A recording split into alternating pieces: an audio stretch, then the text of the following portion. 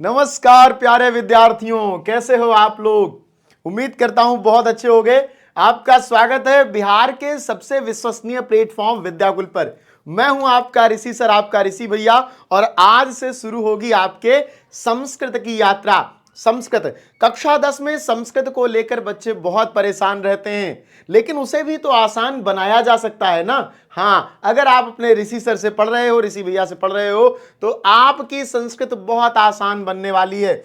आ जाओ, हम लोग आज आपके इस पीयूषम पुस्तक का पूरा पोस्टमार्टम करेंगे और इसके पहले पाठ को पढ़ेंगे, यानी शुरुआत करेंगे।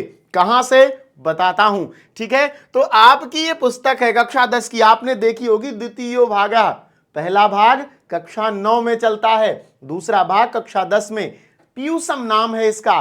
क्या अर्थ होता है पीयूषम का, लिखकर भेजो जरा मुझे। सभी लोग जल्दी से एक बार कमेंट में पीयूषम का अर्थ लिखकर भेजो, मुझे पता चले कि तुम्हें इसका अर्थ पता है कि नहीं। किताब का अर्थ पता चल जाएगा तो अंदर पाठ का भी अर्थ जान लेंगे। पीयूषम का अर्थ है अमृत।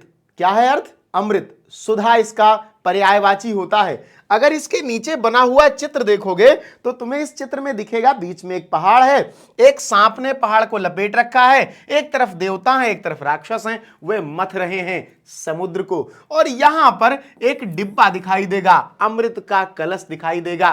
तो यह है अमृत जो समुद्र मंथन से निकला है, और वही आपकी पुस्तक में डाल दिया गया है। संस्कृत देववाणी है। संस्कृतम नाम दैवी वाक अन्वाख्याता महर्षि भी। महर्षियों ने कहा है कि संस्कृत देववाणी है, ठीक है। तो इस देववाणी को आपको पढ़ना है, समझना है। ये आपके कुछ पाठ हैं जो आपको साल भर में पढ़ने हैं। देखो, बहुत विस्तार से पढ़ाऊंगा, एक एक क्लास में एक एक पाठ कवर करेंगे, तो ऐसा परेशान बिल्कुल मत होना। ये 14 चैप्टर हैं, 14 लेक्चर में खत्म हो जाएंगे। बिल्कुल सब कुछ बहुत सुंदर तरीके से, एक एक शब्द का अर्थ, और केवल अर्थ ही नहीं, तुम्हारे ऑब्जेक्टिव सब्जेक्टिव सबके साथ तैयारी करवाने वाला हूं। लेकिन सबसे ज्यादा मेहनत हम किस पर करेंगे? तो सबसे ज्यादा मेहनत हम करेंगे आपके उच्चारण पर। संस्कृत में उच्चारण का विशेष महत्व है। और जब भी मैं आप लोगों को पढ़ते हुए देखता हूं, सभी शिक्षक अच्छा पढ़ाते हैं, सभी शिक्षक अच्छा पढ़ाते हैं, लेकिन क्या होता है, विषय विशेषज्ञता की बड़ी आवश्यकता है। जैसे कुछ शिक्षक हिंदी अच्छा पढ़ाते हैं, कुछ शिक्षक गणित, जो जिनका विषय है वो अच्छा पढ़ाते हैं। संस्कृत मेरा विषय है, तो मेरी ये जिम्मेदारी है कि मैं केवल आपको इन्हें परीक्षा के लिए पढ़कर न तैयार करवाऊं, बल्कि इनके शब्दों के उच्चारण भी सिखाऊं। ऐसा नहीं करूंगा तो क्या होगा? तब आपको ये सारी चीजें रटनी पड़ेंगी, हर एक ऑब्जेक्टिव, हर एक सब्जेक्टिव रट के जाना पड़ेगा। लेकिन अगर आपने मेरे साथ पढ़ना सीख लिया, उच्चारण करना सीख लिया, समझना सीख लिया, तो ये संस्कृत हिंदी से भी आसान हो जाएगी, और आपको संस्कृत में भी 100 में 100 पाने से कोई नहीं रोक पाएगा। तो लिखकर भेजो मुझे, तैयार हो कि नहीं। सभी लोग एक बार लिखेंगे, आप तैयार हैं अपने ऋषि भैया के साथ इस यात्रा को शुरू करने के लिए? नहीं, आइए मिल करके संस्कृत को, इस अमृत को पान करते हैं, इस अमृत का पान करते हैं, और संस्कृत में भी 100 में 100 की यात्रा शुरू करते हैं। पहला पाठ क्या है बेटा? प्रथम पाठ आपका मंगलम है। पहला पाठ क्या है? मंगलम है। इस मंगलम पाठ के बारे में क्या क्या पढ़ना होता है, क्या क्या पढ़ना होता है, ये सबसे पहले जान लो। तो मंगलम पाठ के बारे में सबसे पहले तो आपको इसके बारे में ही जानना होता है कि आखिर भैया मंगलम पठवा कौने बारे में है, किस बारे में है। तो मंगलम पाठ के बारे में जानेंगे, फिर सभी श्लोकों के अर्थ समझेंगे उच्चारण सहित। मैं जब कह रहा हूं, देखो तुम्हारे में एक मंत्र है, अड़ोरणीयान महतो महीयान, इसको ऐसे ही पढ़ा जाएगा। इसीलिए मैं कहता हूं उच्चारण पे बार बार मेरा पूरा ध्यान उच्चारण पर रहेगा, क्योंकि भाषा जितनी शुद्ध होगी उतना सुंदरता से समझ में आएगा, ठीक है। चलिए सभी श्लोकों के अर्थ जानेंगे, और यही नहीं रुकेंगे, यही नहीं, अभी और सुनिए क्या है। और परीक्षा में आने वाले ऑब्जेक्टिव, जिसे वस्तुनिष्ठ कहते हैं, और सब्जेक्टिव, जो लघुत्तरीय के रूप में आपके इस किताब में दर्ज है। किताब जानते हो, ये पहचानते हो कि नहीं? लिख के भेजो, पहचानते हो कि नहीं इसको? ये देखो तुम्हारा पहला पाठ, ठीक है। तो हम इसको पढ़ेंगे। सबसे पहले मंगलम पाठ के बारे में जानेंगे, जो कि मंगलम पाठ के बारे में जैसे किताब खोलोगे तो ऊपर ही तुमको 4 लाइन में बताया गया है कि भाई मंगलम पाठ कहां से लिया गया है, क्यों लिया गया है, ये सारी बातें वहां पर बताई गई हैं। आपको पता है मंगलम का अर्थ क्या होता है? सबसे पहले तो मुझे यह लिख के भेजो कि मंगलम का अर्थ क्या होता है। मंगल करने वाला, शुभ करने वाला। ठीक है, जब हमारे यहां कथा भागवत होती है तो पंडित जी शुरुआत में मंगलाचरण पढ़ते हैं। ठीक है, तो वो मंगलाचरण क्या है कि वो मंगलाचरण तो मुझे नहीं याद है, पंडित जी से पूछूंगा। सहस्रा पूखा शीर्षा कुछ ऐसे करके है। किसी को अगर आता हो तो लिख के भेजो मुझे। ठीक है, कमेंट सेक्शन में लिखो। ठीक, तो हम लोग सबसे पहले मंगलम पाठ पढ़ेंगे। मंगलम का अर्थ है शुभ करने वाला। किसी भी पाठ की शुरुआत में, अब आप अपना यात्रा शुरू कर रहे हो कक्षा 10 का, टॉपर बनना है आपको, पहली बार बोर्ड एग्जाम है, तो पाठ वाले जिसने भी किताब बनाई उसने कहा पहले बच्चों को मंगलाचरण करवाते हैं, उनका शुभ करने वाला पाठ पहले उनको देते हैं। तो यहीं से हम लोग शुरू करेंगे। अब कुछ चीजें इस पाठ के बारे में आपको जाननी है, जो कि हम यहां पर जानेंगे जब हम पाठ के बारे में, पाठ से विषय जो आपके शुरुआत में यहां पर 4 लाइनें दी गई हैं वो जानेंगे। जैसे कि ये कहां से लिए गए हैं, तो ये उपनिषदों से लिए गए हैं। ये उपनिषदों के अंतिम भाग हैं। उपनिषदों के, ये वैदिक साहित्य के, वैदिक वांग्मय के, वैदिक साहित्य के अंतिम भाग, अंतिम भाग उपनिषदों से लिए गए हैं, उपनिषद से लिए गए हैं। ठीक है, लिए गए हैं। कितने मंत्र हैं यहां पर बताया गया है कि 5 मंत्र हैं। और कैसे मंत्र हैं वे पद्यात्मक मंत्र हैं, मतलब गाए जा सकने वाले मंत्र हैं। समझ रहे हो, पद्यात्मक मंत्र हैं। तो अब ये सारी चीजें कहां से पता चलती हैं? जो आपके किताब में मंगलम में शुरुआत में 4 लाइनें लिखी गई हैं वहां से पता चलती हैं। तो आओ एक एक लाइन देखते हैं, और घबराना बिल्कुल नहीं है। संस्कृत आपके लिए हिंदी से भी आसान होने वाली है। कैसे? मिल करके करते हैं ना। तो चलो लिख करके मुझे भेजते रहना, बताते रहना कि ऋषि भैया आपके साथ इस यात्रा के लिए बिल्कुल मजबूती से तैयार हैं। आओ एक एक शब्द का उच्चारण पहले करते हैं और उसके बाद उसका अर्थ देखते हैं, क्योंकि उच्चारण संस्कृत में बहुत जरूरी है। ठीक है, मैं बार बार कहता हूं, आप बहुत सारी जगहों से पढ़ते हो, सारे शिक्षक अच्छा पढ़ाते हैं, लेकिन विषय विशेषज्ञता बहुत आवश्यक है। संस्कृत साधारण भाषा नहीं है, संस्कृत देववाणी है, मैंने आपसे कहा। ठीक है, तो जब देववाणी है तो उसको बहुत अच्छे से, बहुत व्यवस्थित रूप में समझे जाने की जरूरत है। केवल लिखे हुए अर्थ को जान लेना आवश्यक है नहीं। आपको जब तक लिखे हुए को नहीं समझ में आएगा, आपको तब तक आप लिखे हुए के अर्थ को समझकर कुछ नहीं कर पाओगे। आपको केवल परीक्षा के लिए रटना पड़ेगा। और हमेशा यह बात रहेगी कि जब आप 10th पास हो जाओगे और आपका कोई जूनियर आपसे पूछेगा कि भैया मंगलम पाठ पढ़ा दो, तो आप कहोगे अरे यार, कोई यूट्यूब की लिंक भेज दोगे, ऋषि भैया का क्लास भेज दोगे, खुद नहीं पढ़ा पाओगे। लेकिन अगर तुम मेरी क्लास करते हो और तुम्हारा जूनियर तुम्हारे 10th पास होने के बाद तुमसे कहता है कि भैया मंगलम पाठ के बारे में बता दीजिए, तो तुम मेरी ही क्लास नहीं भेजोगे, बैठ जाओगे जमीन पे कि आओ नीचे बैठो, उपविश बैठ जाओ। उपनिषदों का क्या अर्थ होता है? उपनिषद का अर्थ होता है कि पास बैठकर सीखा गया ज्ञान। तो आज मैं पास बैठकर आपको यह ज्ञान सिखाने वाला हूं। ठीक है, तो तुम ही पढ़ा दोगे। मेरा काम 1 साल के बच्चों को पढ़ाना है, उसके बाद तुम लोग पढ़ाओ। उसके बाद विद्याकुल में यहीं पे आके खड़े हो जाओ और तुम लोग संस्कृत पढ़ाओ कि ऋषि भैया ने इतना तैयार कर दिया कि अब उनकी जरूरत नहीं है। जीवन भर मैं ही थोड़ी ना पढ़ाऊंगा, तुम्हारी भी तो जिम्मेदारी है भाई। ठीक है, बिहार को लेकर सबकी जिम्मेदारी है, मैं अपनी निभा रहा हूं। इस साल के बाद अगले साल से तुम निभाओगे। आ जाओ, उपनिषदः पढ़ो मेरे साथ। उपनिषदः वैदिक वाङ्मयस्य अंतिमे भागे। उपनिषदः वैदिक वांग, लिखकर भेजते रहना। पढ़ रहे हो कि नहीं मेरे साथ? लिखकर भेजो सभी लोग। उपनिषदः वैदिक वाङ्मयस्य अंतिमे भागे दर्शन शास्त्रस्य सिद्धांतान प्रकटयन्ति। उपनिषद क्या है? वैदिक वाङ्मय से, वैदिक साहित्य के, वाङ्मय माने साहित्य, वैदिक साहित्य के क्या हैं? अंतिमे भागे, अंतिम भाग हैं, आखिरी भाग हैं। और ये किस लिए आवश्यक हैं? दर्शन शास्त्र के सिद्धांतान, सिद्धांत को प्रकटयन्ति, प्रकट करते हैं। ये उपनिषद वैदिक वाङ्मय के अंतिम भाग हैं और ये दर्शन शास्त्र के सिद्धांतों को प्रकट करते हैं। अब देखो, मैंने ऊपर संस्कृत में एक लाइन लिखी है, उसकी हिंदी नीचे लिख दी है, जिससे अगर मान लो किसी भी वजह से कोई शब्द मिस हो गया तुमसे, नहीं सुन पाए तुम, नहीं समझ पाए तुम, तो तुम इसकी हिंदी यहां देख लोगे। लेकिन एक बात और, पेंसिल लेके बैठना, पेन नहीं, पेंसिल लेके बैठना और किताब लेके बैठना, शब्द के अर्थ बताता चल रहा हूं, वहां पर जैसे ही कोई कठिन शब्द लिखे लगे, अगर बताया हूं तो लिख लेना, नहीं बताया हूं तो तुरंत लिख के पूछ लेना कि भैया इसका अर्थ बता दो, तुरंत बता दूंगा मैं।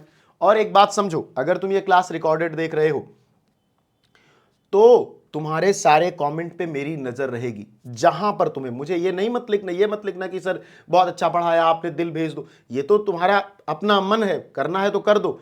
मुझे चाहिए कि मेरा कमेंट सेक्शन डाउट से भरा रहे कि सर ये नहीं समझ में आया, सर वो बता दीजिए, सर इसको कैसे करेंगे। जब तक तुम अपनी परेशानी मुझ तक नहीं लाओगे बेटा, मैं तुम्हारे लिए कुछ भी आसान नहीं बना पाऊंगा। ठीक, तो ये कहने की अपेक्षा कि सर बहुत अच्छा पढ़ाया आपने, तुम मुझसे एक सवाल पूछना। सभी लोग, जब क्लास ये खत्म हो जाए तो हर बच्चा एक सवाल पूछेगा मुझसे। हो सकता है वो सवाल मंगलम पाठ से हो सकता है वो मंगलम पाठ से अलग किसी पाठ से हो, कुछ भी हो, एक सवाल पूछना तुम। मैं मानूंगा कि तुम्हें मेरा लेक्चर अच्छा लगा अगर तुम मुझसे एक सवाल पूछते हो और उसका उत्तर मैं तुमको दूंगा। ठीक है, चलो, तो क्या हो गया, सर्वत्र, सभी जगह, सर्वत्र, पढ़ो मेरे साथ, सर्वत्र सभी जगह परम पुरुषस्य, परम पुरुष परमात्मा का, परम पुरुष का, परमात्मनः, परम पुरुष परमात्मा का, सभी जगह परम पुरुष परमात्मा का की महिमा। यहां पर जो उपनिषद के हैं, जो वैदिक वांग्मय के अंतिम भाग हैं, इसमें सभी जगह परम पुरुष परमात्मा की महिमा प्रधानतया महत्वपूर्ण रूप से गीयते, गाई गई है, गाई गई है या बताई गई है। ठीक, अब इसका अर्थ देखो, मैंने बताया तो सबका अर्थ है, लेकिन लिखना कैसे है। उनमें सभी जगह परम पुरुष परमात्मा की महिमा का प्रमुखता से वर्णन किया गया है। तेन परमात्मा, उसी परमात्मा में जगत, ये जो पूरा दुनिया है, संसार है, ब्रह्मांड है, पृथ्वी है, पृथ्वी ही क्यों, पूरी आकाश गंगा, बृहस्पति व ग्रह, शनि ग्रह, मतलब जितने भी ग्रह वहां हैं सब, तेन परमात्मा, ये जो पूरी पृथ्वी है, ये पूरा संसार जो है, उसी परमात्मा में व्याप्तम, व्याप्त है, मतलब उन्हीं परमात्मा के अंदर है सब कुछ। अनुशासितम च, और उन्हीं के द्वारा अनुशासित है। कभी पता लगा तुमको कि पेड़ों में फल क्यों आते हैं, फूल क्यों खिलते हैं, कैसे होते हैं, नदियां कैसे बहती हैं, पहाड़ कैसे बनते हैं? विज्ञान परिभाषित तो कर सकता है, लेकिन वो पृथ्वी पर ही क्यों हो रहा है, मंगल पे भैया कोई पेड़ क्यों नहीं पैदा हुआ? आप कहेंगे कि एटमॉस्फेयर नहीं है, अरे हो तो वहां भी सकता था, कोइंसिडेंस। ठीक, तो भगवान है यहां पे भैया, भगवान है, वो परम पुरुष परमात्मा है पृथ्वी पर, जिसमें पूरा जगत, पूरा संसार ये व्याप्त है और उसी के द्वारा अनुशासित है। स एव, वह ही, स माने वह, एवं माने ही, सर्वेशाम तपसाम, सभी प्रकार की तपस्याओं का। देखो, ये जो पढ़ाई हम लोग कर रहे हैं बेटा, ये भी तपस्या है, ये भी तपस्या ही तो है।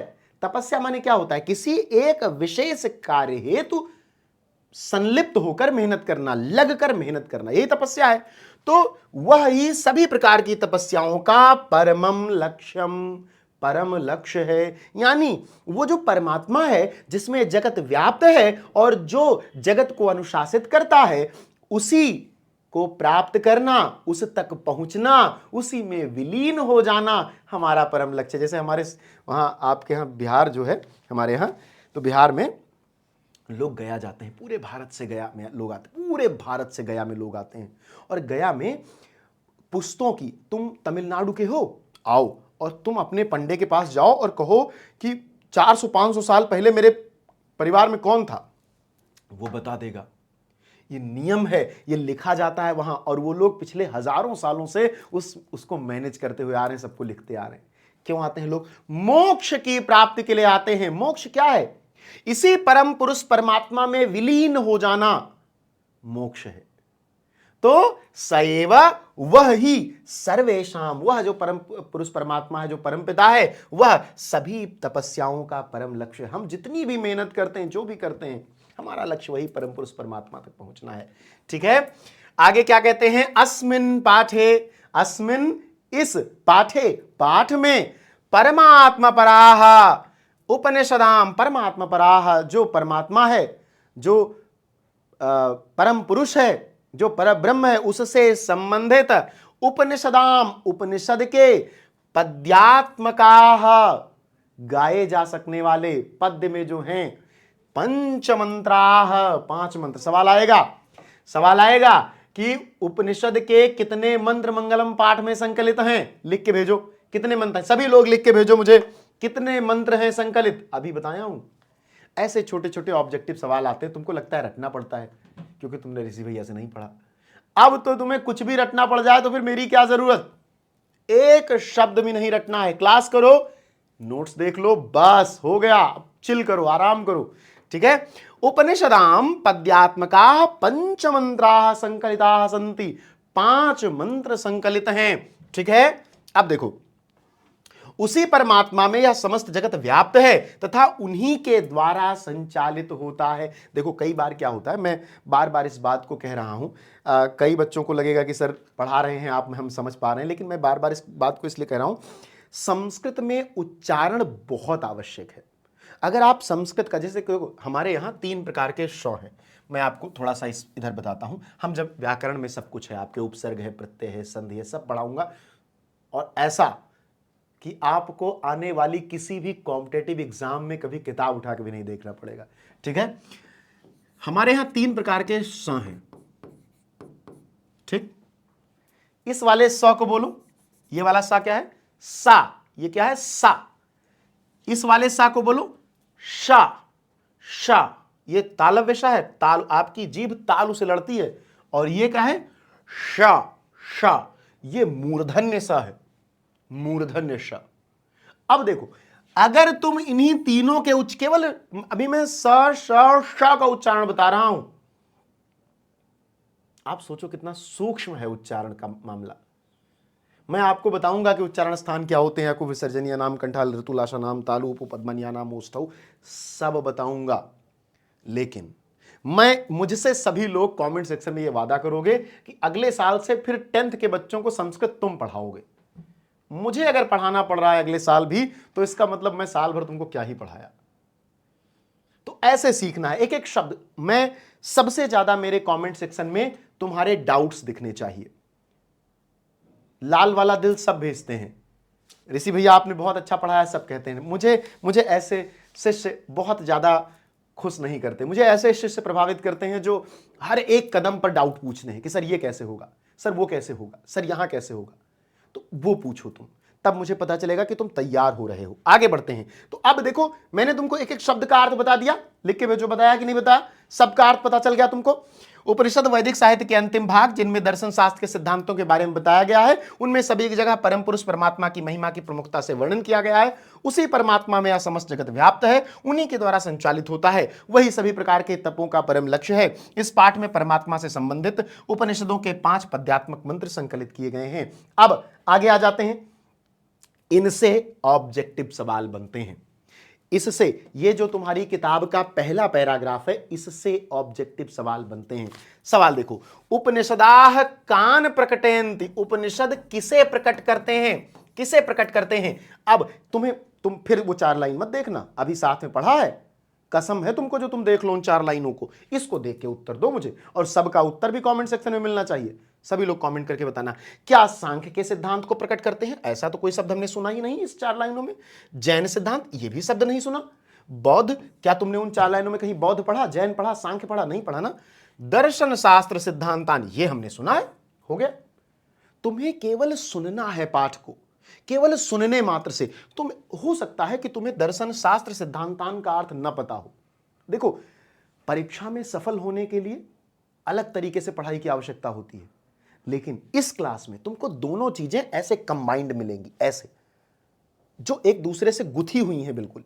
अगर तुमने मुझे मेरी भाषा, मेरी आवाज अपने कानों तक जाने दिया तो तुमको बहुत स्पष्टता से तुम्हारे ऑब्जेक्टिव सवाल सही मिल जाएंगे। कैसे? देखो, तुमने सांख्य सिद्धांत सुना था? नहीं सुना था। जैन सिद्धांत सुना था? नहीं सुना था। बौद्ध सिद्धांत सुना था? नहीं सुना था। शब्दमय नहीं था, केवल दर्शन शास्त्र सिद्धांतांत था। तुम्हारा सही हो गया ऑब्जेक्टिव। अगले पर चलते हैं। उपनिषदः कस्य अंतिमे भागे? उपनिषद किसके अंतिम भाग हैं? किसके अंतिम भाग हैं? आधुनिक साहित्य, ये तो शब्दमय नहीं सुना हमने। लौकिक साहित्य, ये भी शब्द हमने उन 4 लाइनों में नहीं सुना। रामायणस्य, ये भी उन 4 लाइनों में ये शब्द नहीं सुना। सुना क्या? वैदिक वांग्मयस्य, वैदिक वांग्मय के अंतिम भाग हैं। तो देखो, अब कई बार क्या होगा बेटा, देखो मैं अर्थ तुमको एक एक शब्द का बता रहा हूं, लेकिन कई बार क्या होगा कि तुमको अर्थ किसी चीज का नहीं आएगा, लेकिन शब्दवा तो तुमने सुना है, मुझे बोलते सुना है, तुमने मेरे साथ उच्चारण किया है, दिमाग में फिट है, तो तुरंत तू बता देगा कि भैया इसमें तो यही वाला केवल लाइन आता जो वहां पे था, ये 3 तो थे ही नहीं। सही हो गया कि नहीं? लिख के भेजो, बताओ सभी लोग सही होगा सवाल कि नहीं सही होगा। सारे बच्चे हर एक सवाल का आंसर करेंगे।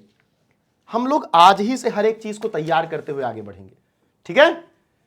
तो अरे डरो मत, देखो हम लोग जब पैदा होते हैं बेटा, तो जैसे हमारी माएं, जैसे मेरे पिताजी संस्कृत के विद्वान हैं, मेरी मां क्षेत्रीय भाषा जो होती है, जैसे अवधी है, भोजपुरी है, मगही है, मैथिली है, तो ये हमारी माएं बोलती हैं ना। जैसे तुम्हारी मम्मी तुमसे मगही में बात करती होंगी, मैथिली में, भोजपुरी में बात करती होंगी। तुम्हारे पिताजी तुमसे हाँ कैसे हो, ठीक है सब, खड़ी बोली हिंदी में बात करते होंगे। तो जो हमारी मातृभाषा होती है वो हमारे शरीर में अंग प्रत्यंग में घुसी हुई होती है। उस भाषा को कोई कैसे भी बोल दे समझ में आ जाता, उसमें कुछ पढ़ना लिखना नहीं होता। जब तुम दूसरी भाषा सीखने जाते हो, अंग्रेजी ही की बात कर लो, संस्कृत की ही बात कर लो, तो क्योंकि तुमने उसमें बहुत मेहनत नहीं की है तो तुमको प्रथम दृष्टया लगता है कि अरे यार ये तो बहुत कठिन है, लेकिन ये संस्कृत है। तुम्हें पता है पूरे विश्व में किसी भी भाषा का व्याकरण उस भाषा के अलावा किसी और भाषा में नहीं लिखा गया। लेकिन तुम एक बात बताऊं, मैथिली के एक प्राइमरी स्कूल के शिक्षक ने संस्कृत का पूरा व्याकरण मैथिली में लिखा। मैं वो किताब भी तुम्हें दिखाऊंगा किसी दिन। तो बिहार की माटी में संस्कृत है, बस तुम्हें सुनना है, समझना है, और तुम्हें लगेगा कि अरे ये तो सबसे सरल था, इसका उच्चारण ऐसा था, ये तो इस तरह बताया गया था ना। सब एक एक शब्द। और जो शिक्षक तुम्हारे आसपास बहुत संस्कृत के विद्वान होंगे, विद्यापति जैसे विद्वानों का क्षेत्र है बिहार, तो बिहार की माटी में अज्ञानी नहीं पैदा होते। तो जो भी तुम्हारे संस्कृत के गुरुजी हैं आसपास रहते हैं, उनको मेरी क्लास दिखाना और कहना कि ये जो हमारे ऋषि भैया उच्चारण करके बता रहे हैं क्या ऐसे उच्चारण किया जाता है, तुम्हें भी तो संतुष्टि मिले। कई बार क्या होता है कि बच्चा सुनता है तो सोचता है कि अरे भाई ये मास्टर ऐसा बता रहा है, वो मास्टर वैसा बता रहा है, ठीक है? तो इसलिए मैं कहता हूं कि भरोसा करने से पहले ठोंक पीट के बजा लो, देख लो कि बढ़िया है कि नहीं है। तो अपने गुरुजनों से सबसे पूछ लो, दिखा लो, सबको दिखाओ, क्लास पूरे गांव में दिखाओ कि ये ऋषि भैया पढ़ा रहे हैं संस्कृत, देखो क्या सही पढ़ा रहे हैं, क्या बढ़िया पढ़ा रहे हैं। सबसे पूछो, जीवन एक ही बार मिला है ना, बोर्ड परीक्षा एक ही बार देनी है ना, तो 2 दिन 4 दिन दिखा लो सबको, उसके बाद बढ़िया से पढ़ाई करो, ठीक है? आ जाओ। लेकिन गलत नहीं पढ़ना है, गलत नहीं पढ़ना है। मैंने तुमको पढ़ाने से पहले बहुत सारी क्लासेस देखी, क्योंकि मैं ये चाहता था कि ये जान लूं कि बच्चे कहां पर परेशान हो रहे हैं, क्या दिक्कतें उनको आ रही हैं। और मैं बेटा बहुत दुख के साथ कहना चाह रहा हूं कि मतलब मैं किसी भी शिक्षक को, सब शिक्षक बहुत अच्छा पढ़ाते हैं, किसी से मेरा कोई द्वेष नहीं है, सबको मैं प्रणाम करता हूं और सबको प्रेम भेजता हूं अपने पास से। लेकिन संस्कृत विशेषज्ञता चाहती है, संस्कृत हिंदी नहीं है। संस्कृत कोई ऐसी भाषा नहीं है जिसको कोई कहीं से भी खड़ा होकर पढ़ा सकता है। तो मैं सबके साथ आदर के साथ मैं ये कहना चाहता हूं कि संस्कृत के साथ जो विशेषज्ञता का गुण है वो आप या तो अपने अंदर ले आइए, या आप ये कह दीजिए कि आप इस आदमी से पढ़ लो, कोई इसमें बुराई नहीं है। मैं मैथ नहीं पढ़ाऊंगा तुम्हें, मुझे नहीं आती। मैं तुम्हें फिजिक्स नहीं पढ़ाऊंगा, मैं तुम्हें इंग्लिश नहीं पढ़ाऊंगा, मुझे नहीं आती। मुझे संस्कृत आती है, मैंने अपना पूरा जीवन लगाया है संस्कृत के पीछे। मैंने संपूर्णानंद संस्कृत विश्वविद्यालय से शास्त्री की डिग्री ली, आचार्य की डिग्री संस्कृत साहित्य से, क्यों? क्योंकि मुझे संस्कृत में अच्छा लगता है पढ़ना पढ़ाना। तो उस विशेषज्ञता की आवश्यकता है और उसके लिए तुम्हें हर एक कदम पर अपने आप को व्यवस्थित रखना होगा। नहीं तो तुम तो 10th में पहली बार आए हो, अगर तुमने कोई चीज गलत पढ़ ली, समझ ली, तो तुमको तो सुधारने के लिए तुम्हारे आसपास कोई उपलब्ध नहीं है, मैं ही हूं। अगर मैंने ही तुमको गलत बता दिया, मैंने ही तुमको गलत पढ़ा दिया, तो तुम कैसे आगे चल के सही करोगे उसको? ठीक है, वो तो तुम्हारे दिमाग में गलत ही चला जाएगा। तो ये मेरी जिम्मेदारी है कि मैं हर चीज सही बताऊं। आगे बढ़ते हैं। मंगलम पाठे कति मंत्राः संकलिताः सन्ति। मंगलम पाठ में कति मंत्राः, कितने मंत्र संकलित हैं? कति मंत्राः, 6 मंत्र संकलित हैं, 7? तुम खुद ही कह दोगे नहीं गुरुजी तो गलत बता रहे हो। त्रयोदश नहीं, अष्ट नहीं, 10 नहीं, पंचमंत्र। क्लियर है?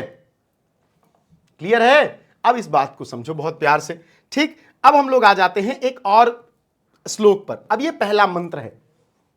हमने जान लिया कि उपनिषद पाठ किस बारे में है। उसके बाद अब हम इनके 5 मंत्रों पर आ जाते हैं। ये पहला मंत्र है। मंत्र कैसे पढ़ोगे? मेरे साथ हर एक बच्चा उच्चारण करेगा। कमेंट सेक्शन में लिखो, कमेंट सेक्शन में लिखो कि भैया हाँ आपके साथ उच्चारण कर रहा हूं। लिखो कमेंट सेक्शन में। पढ़ो हिरण्यमयेन, पढ़ो हिरण्यमयेन पात्रेण सत्यस्यापिहितं मुखम तत्त्वं पूषन्न पावृणु सत्य धर्माय दृष्टये। पढ़ो। कई बार लोग कहते हैं कि सर जब आप संस्कृत पढ़ाते तो ऐसा लगता है पंडित जी मंत्र बोल रहे हैं। ये मंत्र ही हैं, ये उपनिषद के मंत्र हैं। उपनिषदों के मंत्र बहुत गंभीर होते हैं। उपनिषदों से कठिन मंत्र हुए ही नहीं भारत में, क्योंकि उपनिषद सबसे कठिन है। ठीक, तो पढ़ो हिरण्यमयेन पात्रेण सत्यस्यापिहितं मुखम। अनुष्टुप छंद में लिखा गया श्लोक है ये। तत्त्वं पूषन्न पावृणु सत्य धर्माय दृष्टये। अर्थ देखते हैं। हिरण्यमयेन, हिरण्यमयेन का क्या अर्थ होता है? सोने के। पात्रेण, पात्र से। सत्यस्य, अब ये देखो इसमें 2 शब्द है, इसमें 2 शब्द है बेटा। एक शब्द है सत्यस्य, एक है अपिहितम, अपिहितम, अपिहितम, और एक यहां तो मुखम, मुख। अब सत्यस्य मतलब सत्य का, अपिहितम मतलब ढका हुआ है। क्या ढका हुआ है? मुख। अब अगर तुम अर्थ देखो तो यहां स्पष्ट जान जाओगे कि सोने के पात्र से सत्य का मुख ढका हुआ है। कोई कठिनाई आई? एक एक शब्द का अर्थ समझ गए। पेंसिल ले लो, पेन से नहीं ना, पेन से कोई नहीं लिखेगा, किताब गंदी नहीं करनी है, पेंसिल से लिखो। हिरण्यमयेन पात्र से डैश लगाओ, छोटा सा लिख लो, डैश लगाओ, छोटा सा लिख लो, डैश लगाओ, छोटा, इतना ही करना है। यह श्लोक आपके ईशावास्योपनिषद का है। ईशावास्योपनिषद का। देखो तुम्हारे पेपर में एक सवाल यह भी आता है कि कौन कौन से उपनिषद से आपके मंगलम पाठ में मंत्र हैं।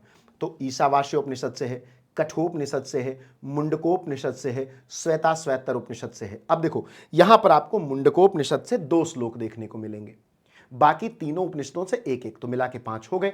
चलो आगे आ जाते हैं। अब देखो ये शब्द है तत्त्वम, ये भी 2 शब्दों से मिलकर है, तत् और तुम। तत् और तुम, तत् माने वह और तुम माने तुम। इसमें भी 2 शब्द है। अब देखो मैं संधि क्यों कर रहा हूं? पढ़ने के लिए मैंने तुमको पहले पढ़ना बता दिया, अर्थ भी बता दूंगा, लेकिन तुम जानो कि कैसे बन रहा है ना बेटा। ये कोई नहीं बताता तुमको, यही तो जानना है। मैं क्यों कह रहा हूं विषय विशेषज्ञता की बात। और जब भी मैं कहता हूं तो मैं इस बात को अपने अंदर रखता हूं कि भाई सभी शिक्षक अच्छा पढ़ाते हैं। बहुत सारे बच्चे सोचेंगे कि सर आप किसी और शिक्षक के बारे में बात ना, मैं किसी के बारे में बात नहीं कर रहा। मैं कह रहा हूं ना मुझे फिजिक्स नहीं आती, मुझे मैथ नहीं आता, मुझे अंग्रेजी नहीं आती, मैं उस बारे में बात करूंगा ही नहीं। मैं किस बारे में बात कर रहा हूं? संस्कृत के, और इसकी विषय विशेषज्ञता मुझ में है, तो मैं इसको बहुत बेहतर तरीके से तुम्हें बता सकता हूं। अब जैसे पूषण पावृणु है, ये 2 शब्दों से मिलकर बना है, पूषण और अपावृणु। अपावृणु, अपावृणु शब्द क्या है? अपावृणु। सत्य धर्माय, सत्य और धर्म 2 शब्द हैं, अलग अलग लिखे हुए हैं, स्पष्ट दिखाई पड़ रहे हैं, इसलिए इनका संक्षेप नहीं करूंगा। दृष्टये, दिखाई पड़े, ठीक है, दर्शन हो सके। अब मैंने पहली लाइन का अर्थ बता दिया कि सोने के पात्र से सत्य का मुख ढका हुआ है। दूसरा क्या है? तो हे पूषण देवता, हे सूर्य देवता, तुम वह अपावृणु हटा दो। अपावृणु माने हटा दो, ठीक है, हटा दो। हे पूषण देवता, हे सूर्य देव, तुम वह ढक्कन हटा दो। वह ढक्कन तुम हटा दो जो सोने का ढक्कन है, जिससे सत्य ढका हुआ है, वह ढक्कन तुम हटा दो। इससे क्या होगा? सत्य और धर्म का जो पालन करना चाहते हैं, जो लोग सत्य और धर्म का पालन करना चाहते हैं, उनको सत्य और धर्म का दर्शन हो पाएगा। कई बार हमारे जीवन में धन, पैसा हमारे जरूरतों को इतना ज्यादा ढक लेता है कि हम बहुत सूक्ष्म चीजों को नहीं समझ पाते।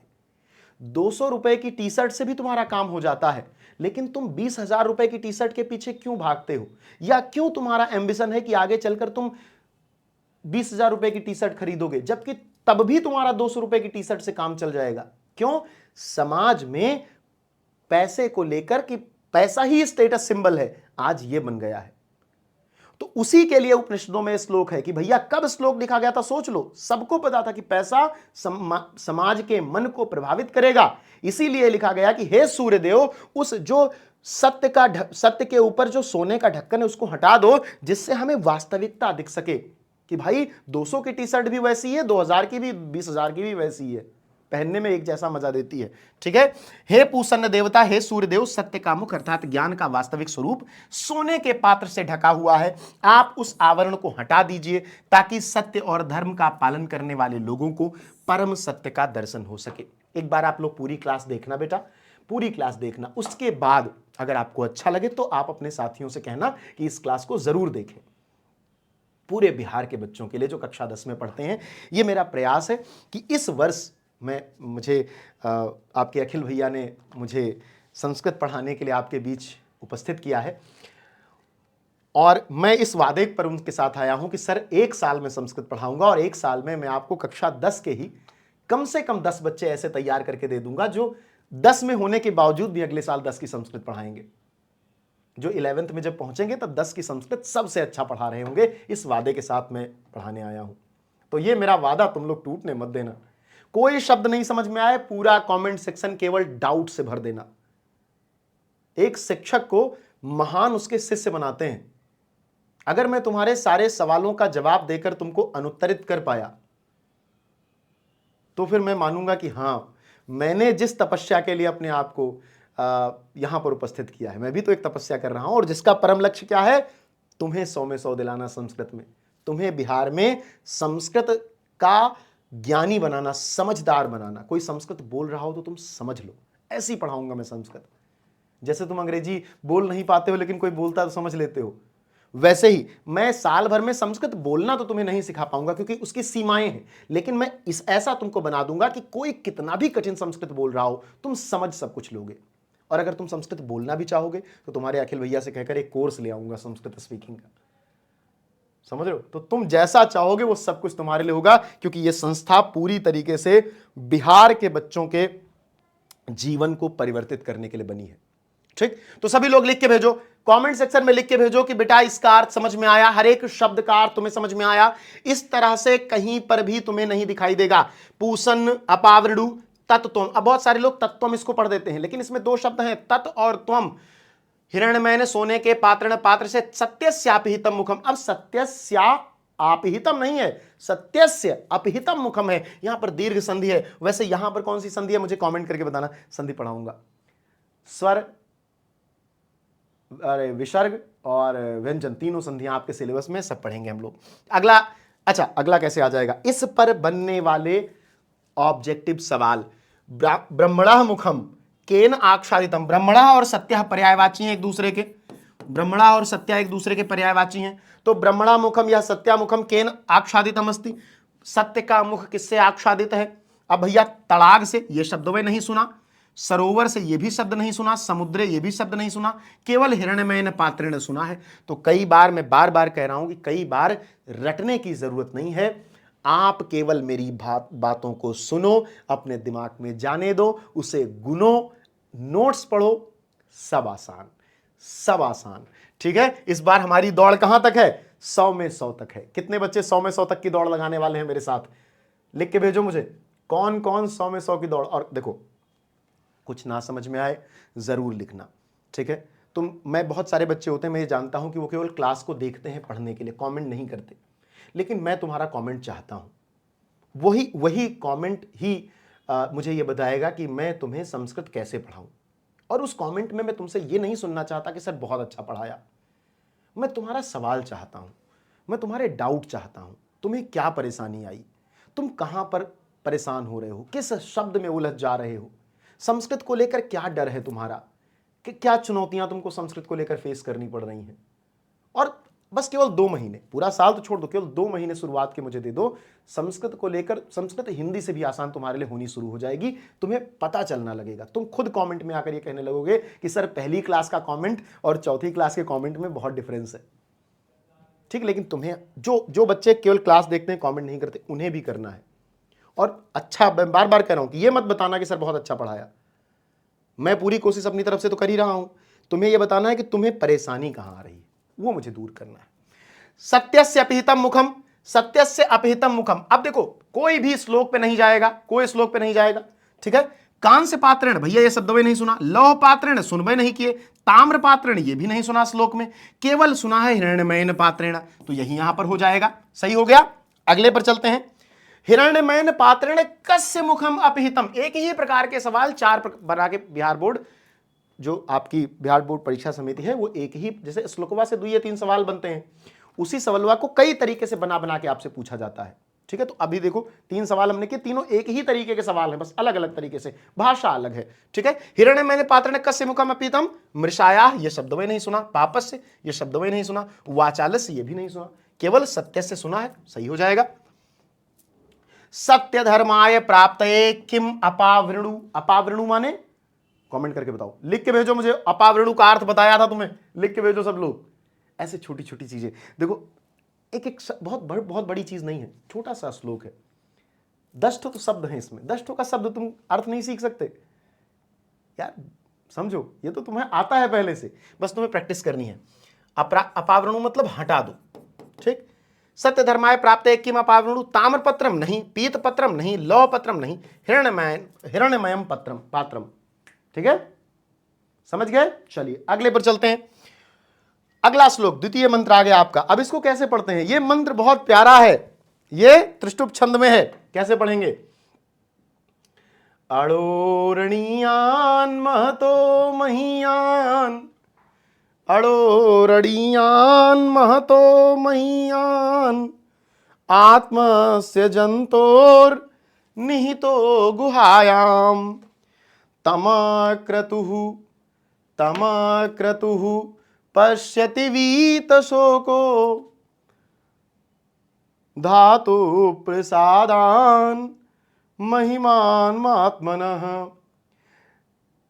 अब मैं फिर से तुमसे कहूंगा, उच्चारण और अर्थ बहुत ध्यान से समझना। तुमने बहुत सारी क्लासेस करी होंगी, हो सकता है मंगलम पढ़ रखा हो पहले से, या कहीं पे पढ़ के आए हो। एक बार ये क्लास पूरी देखना और इस मंत्र का अर्थ देखना, जैसे मैं बता रहा हूं तुमको, शब्दों को विभाजित करके और उनमें संधि को स्पष्ट करके, उनके अर्थों को वास्तविकता में आपके सामने रख के, ठीक है, क्योंकि ये जानना बहुत जरूरी है। मेरे साथ पढ़ो, ठीक है।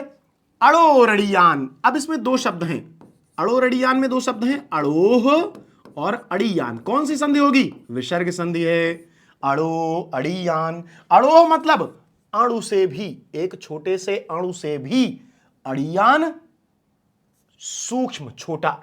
इन दोनों का अर्थ हुआ कि एक अणु से भी जो छोटा है, महतो महीयान, और जो महानतम से भी महान है, जो एक अणु से भी छोटा है और जो महानतम से भी महान है। आत्मस्य जंतोर्निहितो गुहायाम, आत्मस्य, अब इसमें भी तो शब्द है, आत्मा से शब्द है ना, तो 2 शब्द है, आत्मा और अस्य, अस्य माने जो, ठीक है, जो। जंतोर निहितो, जंतोह निहितो, शब्द क्या होगा, जंतोह निहितो, जंतुओं में निहित है, कहां पर, गुहायाम, गुहायाम माने गुफा में, ठीक है। यह जो आत्मा है बेटा, ये जो आत्मा है, ये अणुओं से भी छोटी है और महानतम से भी महान है, जो जंतुओं के शरीर रूपी गुफा में निहित है, यानी रहती है। तमक्रतुः पश्यति वीतशोको, पश्यति देखता है, कौन इसे देखता है, जो तमक्रतुः है, तम धन अक्रतुः। अब बस यहीं पर मैं तुमसे कहूंगा, तुमने बहुत सारी क्लास की होगी, लेकिन अब इसका अर्थ देखो, तुम्हें बहुत अलग अलग तरीके से इसके अर्थ बताए गए हैं, लेकिन इसका अर्थ एक तो यार मैं तुम्हें क्या बताऊं, कहाँ गया, अच्छा इसमें नहीं लिखा है। वही मैं सोचूं कि लोग गलत अर्थ क्यों बता रहे हैं इसका, कि तभियों नहीं दिया है ना, तो गलत अर्थ हुआ तो ठीक है। ठीक है, अक्रतु माने होता है जो इच्छा रहित हो, जो इच्छा रहित हो, जिसकी कोई इच्छाएं न बची हो, जिसकी कोई कामना न बची हो। ठीक है, तमाक्रतुहु, तमाक्रतुहु, जिसकी कोई इच्छा ना बची हो, जिसकी जीवन में कोई इच्छा ना हो, जो इच्छाओं से ऊपर उठ चुका हो, जो इच्छाओं को पार कर चुका हो, जिसके लिए इच्छाएं महत्वपूर्ण ना हो, जैसे जो अपने इंद्रियों पर कंट्रोल कर लेते हैं। ठीक है, तो अब यहां पर देखो, तम है, तम माने उस आत्मा को कौन देखता है, अक्रतु, जो इच्छा से रहित है। और कौन देखता है, वीत शोको, वीत शोको का अर्थ होता है जो शोक से रहित है, शोक से रहित। एक श्लोक है, अगर मैं श्रीमद् भगवद गीता की बात करूं तो उसमें एक शब्द आता है प्रज्ञा चक्षु, नहीं, स्थिर प्रज्ञ, स्थित प्रज्ञ, स्थित प्रज्ञ शब्द आता है, स्थित प्रज्ञ। स्थित प्रज्ञ कौन होता है, एक श्लोक आता है सुभाषित रत्नानी में, संस्कृत के सुभाषित में, कि उदेति सविता ताम्र ताम्र एवास्तमेति च संपत्तौ च विपत्तौ च महतामेक रूपता। जो महान लोग होते हैं, जो विद्वान लोग होते हैं, वे उसी प्रकार होते हैं जैसे सूर्य होता है। सूर्य चाहे सुबह उदय हो रहा हो, चाहे शाम को डूब रहा हो, लाल तांबे के कलर का होता है, अपने सुख और दुख में एक जैसा होता है। तो जिन्होंने, जो वीत शोक हैं, अर्थात जिन्होंने अपने शोक को जीत लिया है, जिन्होंने अपने सुख और शोक में एक जैसा रहना स्वीकार कर लिया है, जो अक्रतु हैं, जिन्होंने इच्छाओं का दमन कर लिया है, वही उस आत्मा को देख सकते हैं। धातु प्रसादान, और कौन देख सकता है, जो धातु प्रसाद हैं, अर्थात जिन्होंने अपने शरीर को,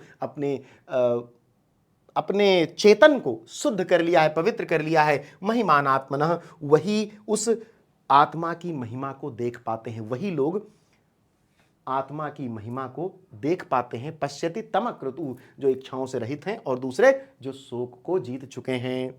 आत्मा सबसे एक अणु से भी सूक्ष्म और महान से भी महान है। वह प्रत्येक जीव के शरीर रूपी गुफा में स्थित है। जिस पुरुष की इच्छाएं या कामनाएं शांत हो चुकी हैं, जो शोक से रहित है और जिसका अंतर मन शुद्ध हो गया है, पवित्र हो गया है, वही आत्मा की महिमा को देखता है। हमारे यहाँ 4 आश्रम होते हैं ना, एक तो पहले होता है ब्रह्मचर्य, फिर गृहस्थ, फिर वानप्रस्थ और फिर सन्यास। तो आत्मा की शुद्धता के लिए हमें हर एक आश्रम को पार करना होता है। और ये कोई धार्मिक आश्रम नहीं है। अगर आप किसी भी धर्म से आते हो, आपको इन चारों आश्रमों से होकर गुजरना पड़ता है।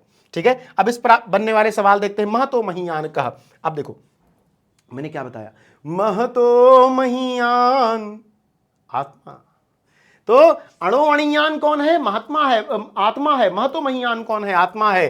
तो सबसे पहले सवाल आया महतो महीयान का, यही सवाल वही बनेगा, कौन दूसरा सवाल बन सकता है इस श्लोक से।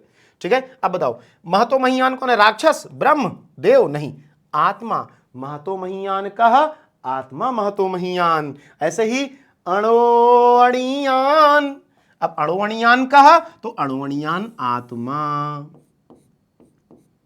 ठीक है, अगला सवाल, जंतो गुहायाम कह निहितः, मनुष्यों की, जीवों की, मनुष्य नहीं बल्कि जीवों की शरीर रूपी गुफा में कौन निवास करता है, राक्षस, देव, शरीर तो गुफा ही है, आत्मा निवास करती है। ठीक है, अब तीसरा मंत्र, आप, मैं मंत्र यहां पर लिख दिया हूं, क्यों, मंत्र ही है, पंच मंत्रा। सत्यमेव जयते नानृतम, सत्यमेव जयते, ये तो आपने सुना होगा ना, ध्येय वाक्य है भारत का, अशोक लॉट के नीचे लिखा रहता है, सत्य ही जीतता है, सत्य की ही जय होती है। न अनृतम, न अनृतम, अब नानृतम शब्द न धन अनृतम से बना है। अनृतम, अनृतम क्या होता है, अनृतम होता है बेटा झूठ, अनृतम माने झूठ। तो सत्यम एव जयति, सत्यम एव, ये भी 2 शब्द हैं यहां पर, एक है सत्यम, एक है एव। सत्यम और एव, सत्य माने सच और एव माने ही, जयते माने जीतता है। जयते परस्मय आत्मनेपदी का रूप है। ठीक है, ये सेवते सेवेते सेवध्वे ऐसे रूप चलता है इसका। तो जय सेवते जयते, जयते जयध्वे ऐसे रूप चलेगा। ठीक है, तो जयते, सत्य ही जीतता है, आत्मनेपदी का रूप है। ठीक है। सत्येन पंथा विततो देवयानः, तो सत्यमेव जयति, जयते मतलब जीतता है, जीतता है। नानृतम न अनृतम, नहीं झूठ, मतलब झूठ नहीं जीतता, केवल सत्य ही जीतता है। लिख लो, पढ़ो मेरे साथ। सत्यमेव जयते नानृतम सत्येन पंथा, सत्येन पंथा, जो सत्य के द्वारा, सत्येन, सत्येन का है कर्ता ने कर्म को करण से के द्वारा, तृतीया विभक्ति एक वचन का रूप है। सत्येन, सत्य के द्वारा, जिस रास्ते का, जिस पंथ का, सत्य के द्वारा, सत्येन सत्य के द्वारा ही, पंथा मार्ग बनता है। किस चीज का मार्ग बनता है? मार्ग, विततो, मार्ग विततो, विततो का अर्थ होता है बनता है या विस्तारित होता है, विस्तारित होता है। कमेंट सेक्शन में लिख के भेजो, समझ में आ रहा है? लिखो कमेंट सेक्शन में, आ रहा है समझ में? कोई शब्द देखो, सत्येन, सत्य के द्वारा, पंथा मार्ग, विततो बनता है, कहां का? देवयानः, देवलोक का, देवलोक का या मोक्ष का, देवलोक का या मोक्ष का। सत्य के द्वारा ही देवलोक का या मोक्ष का रास्ता बनता है। क्लियर है? अगला, एनाक्रमयन्, एनाक्रमन्त्य ऋषयो, एनाक्रमन्त्य, अब ये इसमें तीन शब्द हैं। एनाक्रमन्त में एक शब्द है एन, एक है आक्रमन्ति, एक है ऋषयो, ऋषयो।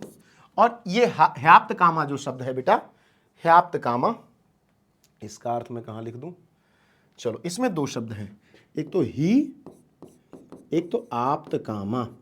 आप्त कामा का अर्थ है जो आप्त काम हो चुके हैं, आप्त भर चुके हैं काम इच्छाओं से, जिनकी इच्छाएं भर चुकी हैं, जो जिनमें इच्छाएं है ही नहीं, जिनमें कोई इच्छा बची ही नहीं है। ही माने निश्चय ही माने निश्चय ही, निश्चय ही, जिनमें कोई इच्छाएं नहीं बची हैं, निश्चय ही। आप्त काम मतलब जिनमें कोई इच्छा नहीं बची। ठीक है, तो एन आक्रमन्ति ऋषयो।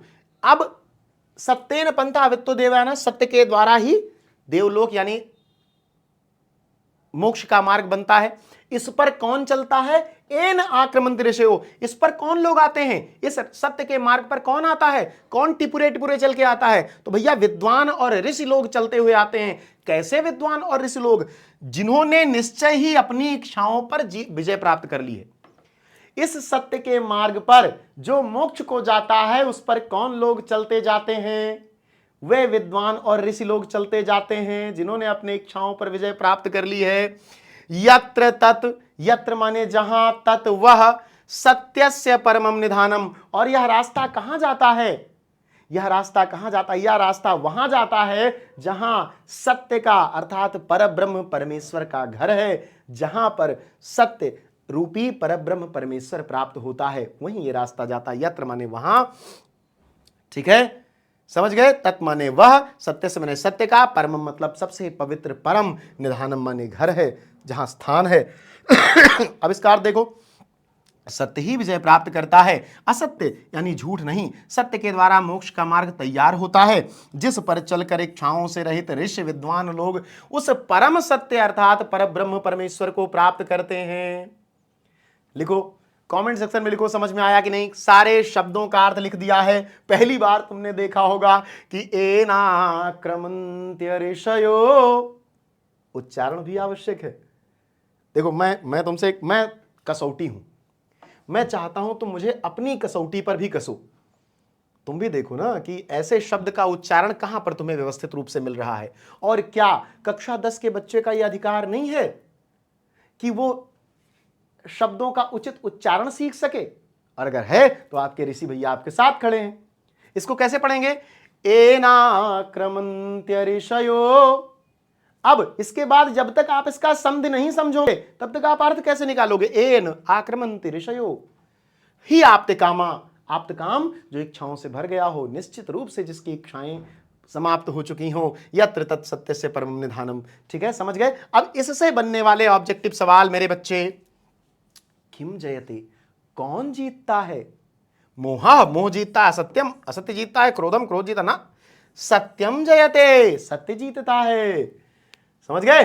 अगला सवाल, अगला सवाल, नानृतम रिक्त स्थान पूरयत, नानृतम जो शब्द है, नानृतम, अब नानृतम के पहले क्या आता है, सत्यमेव जयते, जायते नहीं जयते, जायते मतलब जन्म दे रहे हैं, सत्यमेव जयते, तो सत्यमेव जयते हो जाएगा, ये तीनों नहीं होंगे। अगर तुमने श्लोक भी मेरे साथ पढ़ा है तो तुम इस चीज को बहुत अच्छे से समझ सकते हो बेटा। अगले पर चलते हैं, देवयान पंथा केन विततः अस्ति, देवयान, देवलोक का मार्ग किससे बनता है, मोक्ष का मार्ग किससे बनता है, अलोभेन नहीं, असत्येन नहीं, लोभेन नहीं, सत्येन, केवल सत्य से देवलोक का अर्थात मोक्ष का मार्ग बनता है। समझ गए सभी लोग? ये बात तो बहुत प्यार से समझ गए होंगे। अगला सवाल, देवयान पंथा केन वित, अच्छा ये दोनों एक ही सवाल हो गया बेटा, इसको मैं डिलीट कर देता हूं।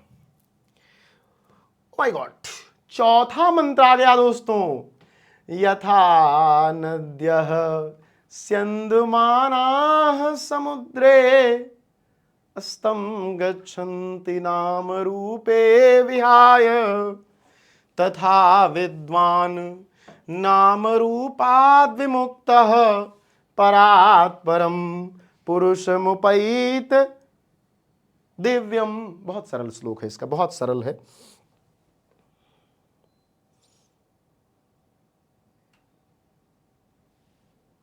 बहुत सरल है, मैं इसको उदाहरण से समझाना चाहता हूं।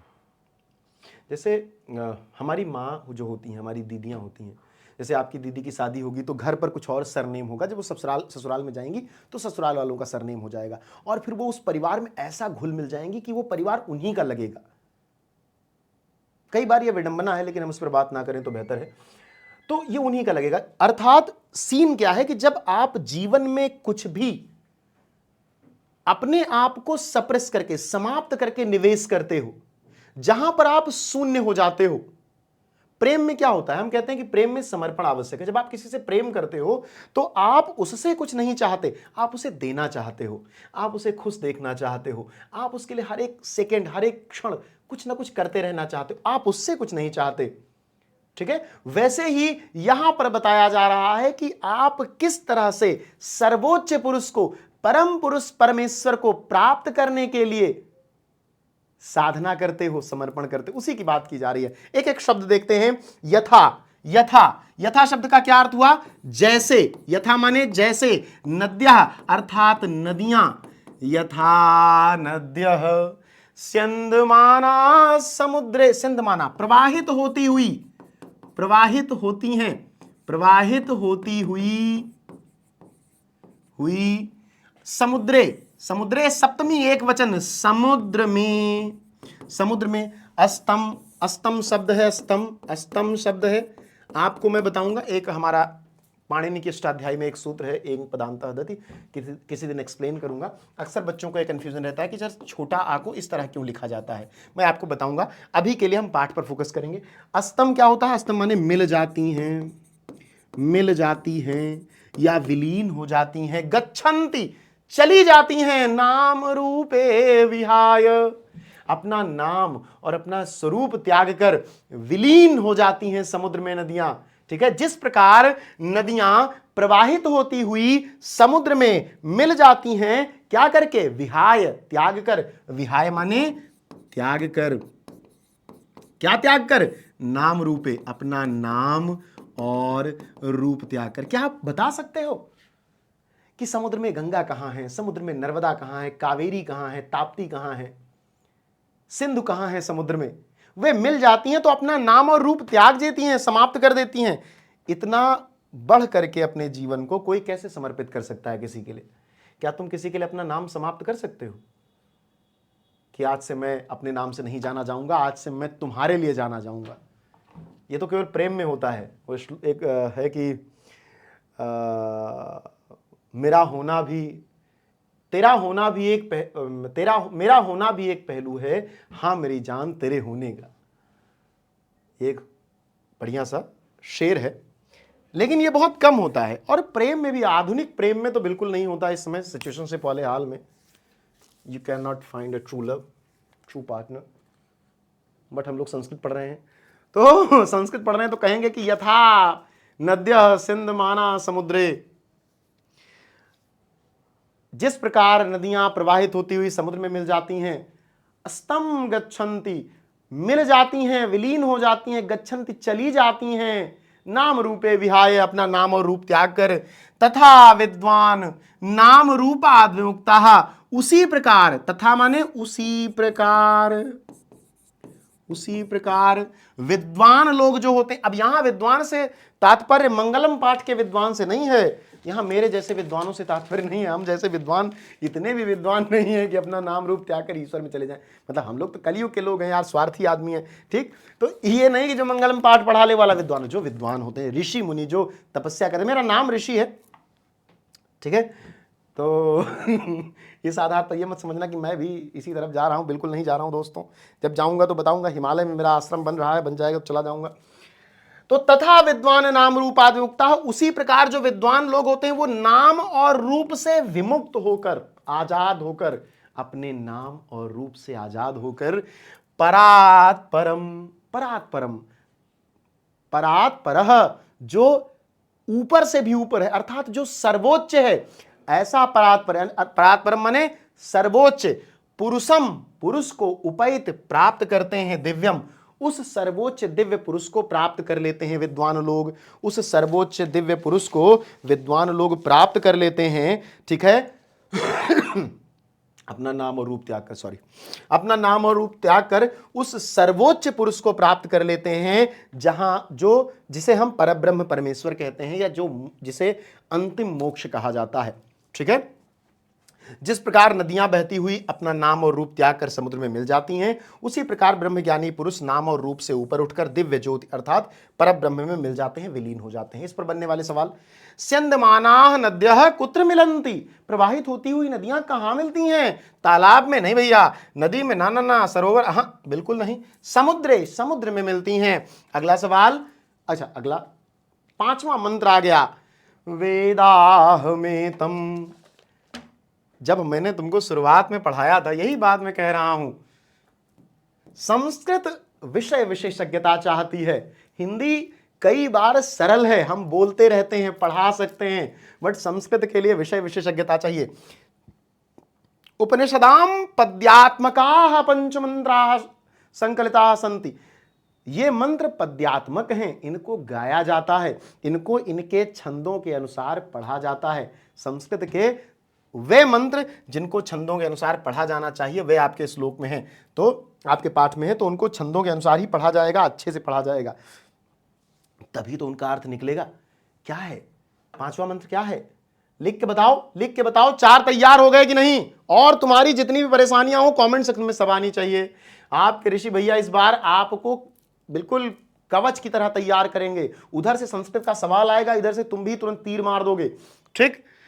वेदाहमेतम पुरुषम महांतम आदित्यवर्णम तमसः परस्तात् तमेव विदित्वाति मृत्युमेति नान्यः पंथा विद्यते यनाय, ठीक है। वेदाहमेतम पुरुषम महांतम, अब देखो मेरे साथ पढ़ो, वेदाहमेतम। वेदाहमेतम में 3 शब्द हैं, एक तो वेद है, दूसरा अहम है, अहम, अस्मद शब्द, अहम व आमाम वयम, मैं, हम दोनों, हम सब, अहम एतम, पुरुषम माने पुरुष, महानतम माने जो महान है, मैं महान हूं, तुम महान हो, महानतम जो महानतम है। क्या तुम महान हो? नहीं तो बताओ मुझे, क्या तुम महान हो? बिल्कुल एक एक शब्द का अर्थ तुम्हारे मस्तिष्क में जब तक नहीं बैठेगा तब तक मेरी साधना नहीं पूरी हो। मैं एक पैर पर खड़ा होकर तपस्या करने लगूंगा, तुरंत ओम नमो भगवते वासुदेवाय पढ़ने लगूंगा। चलो, तो वेदाहमेतम, वेद माने जो जाना गया हो, जानता हूं। क्या जानता हूं? मैं जानता हूं। किसे जानता हूं? एतम, इस पुरुष को। पुरुष कैसा है? जो महानतम है। मैं एक ऐसे पुरुष को जानता हूं जो परब्रह्म परमेश्वर है, जो महान है, जो अद्भुत है, जो अद्वितीय है। वेदाहमेतं पुरुषं महांतम। अच्छा, पहचान क्या है? आदित्य वर्णम, सूर्य के जैसा प्रकाशवान है, सूर्य के रंग का है, सूर्य के रंग का है। आदित्य वर्णम तमसः, अंधकार से, परस्तात्, बहुत ऊपर है, अर्थात जहां वह है वहां अंधकार नहीं है। आदित्य वर्णम, सूर्य के रंग का है, सूर्य के रंग का। तमसः, अंधकार, तमसा माने होता है अंधकार। परस्तात् मतलब दूर है, अंधकार से दूर है या ऊपर है। तमेव विदित्वाति मृत्युमेति। तमेव, तमेव दो शब्दों से मिलकर बना है। तम एव, तम माने वह, एव माने ही, विदित्वाति, विदित्वा शब्द है, दो शब्द से मिलकर बना है। विदित्वा, विदित्वा में एक त्वा प्रत्यय है, प्रत्यय भी हमें पढ़ना है। विदित्वा त्वा प्रत्यय मतलब जानकर। और एक शब्द है अति, अति माने से परे, ठीक है। मृत्युम इति, मृत्युम इति, यहां भी दो शब्द है, यहां भी दो शब्द है। अब तुम संधि नहीं समझोगे तो कैसे समझोगे? मृत्यु और इति, ठीक है, दो शब्द है, समझो समझो, ठीक है।